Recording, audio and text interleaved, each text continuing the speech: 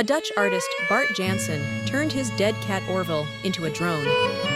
His flying ventures aimed to see humans riding on their animals in the sky.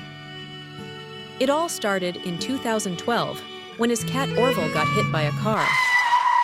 Jansen decided it would be a shame to simply bury his late feline friend, so he drew inspiration from his pet's namesake, Orville Wright, one of the Wright brothers, the inventors of heavier-than-air flight. Jansen gutted Orville, preserved him, and turned him into a custom quadcopter.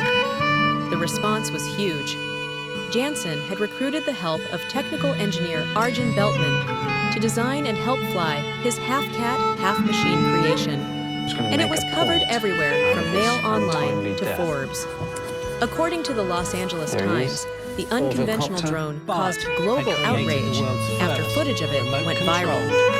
The Orville copter, as Jansen calls it, was subsequently exhibited at the Kunstvrij Art Festival in Amsterdam. Follow for more. I wanted to know what kind of man would do this to his own pet.